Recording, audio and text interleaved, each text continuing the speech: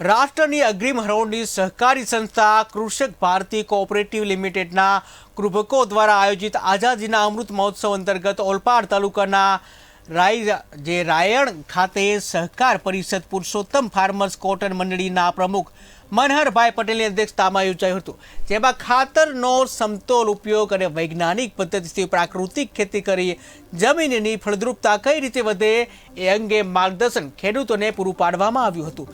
સહકાર પરિષદમાં Surat area manager ઇફકોના Dharmesh નાયકે ખેડૂતોને કઈ રીતે સારી ખેતી કરી શકાય, જેમાં રાસાયણિક ખાતરનો સમતોલ ઉપયોગ કરી જે વૈજ્ઞાનિક પદ્ધતિથી કરવામાં આવે તો આપણો જમીનની ફળદ્રુપતા વધે અને તેનાથી ઉત્પાદનમાં વધારો થાય તો ઓર્ગેનિક ખાતરનો વપરાશ કરવા સલાહ આપી હતી।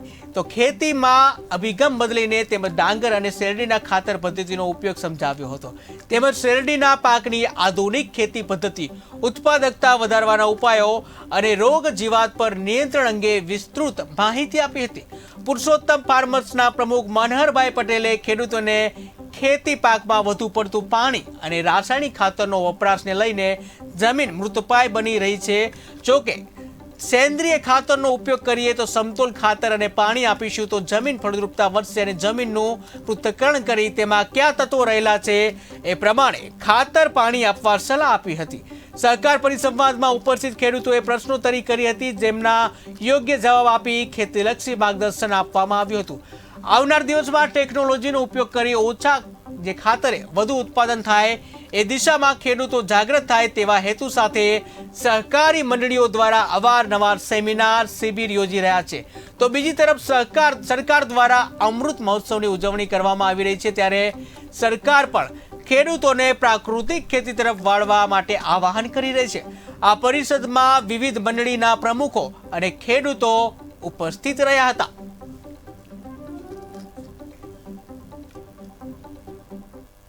આજે સાયણ મુકામે સહકારી પરિષદનું આયોજન કરવામાં આવ્યું હતું। આ પરિષદમાં ઓલપાડ તાલુકાની વિવિધ મંડળીઓએ ભાગ લીધો।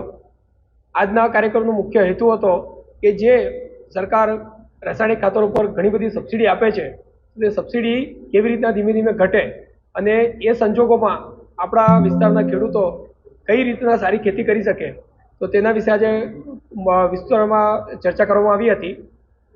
ખાસ કરીને જે રાસાયણિક ખાતરનો વપરાશ છે તેને સાયન્ટિફિક ઢબે કરવામાં આવે, જેનાથી આપણી જમીનની ફળદ્રુપતા વધે અને તેનાથી ઉત્પાદન વધે અને સરકારનો જે હેતુ છે કે આવક બમણી થાય, તો એ આવક બમણી કરવાનો મુખ્ય રસ્તો રાસાયણિક ખાતરનો સમતોલ ઉપયોગ કરવાનો છે। સાથે સાથે આપણે એની જોડે ઓર્ગેનિક ખાતરોનો વપરાશ કરીશું અને જૈવિક ખાતરોનો વપરાશ કરીશું, જેનાથી જમીનની ફળદ્રુપતા સારી થાય। અત્યારે જે પ્રમાણે આપણે નવા યુગમાં પ્રવેશ કરી રહ્યા છે, તો આ ત્રણ વસ્તુઓ વાપરવાની સાથે આપણે બાયોસ્ટિમ્યુલન્ટ પર પણ ધ્યાન આપવું પડશે અને જેના માટે આપણે શિવારિકા જે ક્રિપ્કોએ આ વર્ષે માર્કેટમાં મૂક્યું છે તેનો એક વીંગે 10 કિલો વપરાશ કરીશું તો આપણી ઉત્પાદક ક્ષમતા વધશે અને આપણે જે આવક બમણી કરવાની છે તો તે કરી શકીશું અને સાથે આપણે રાસાયણિક ખાતરનો પણ ખર્ચો ઘટાડવામાં મદદરૂપ થશે। આજરોજ સાયણ જીન કમ્પાઉન્ડની અંદર સહકાર પરિષદનું આયોજન ગ્રુપો અને સ્થાનિક મંડળીના સહયોગથી કરવામાં આવ્યું હતું।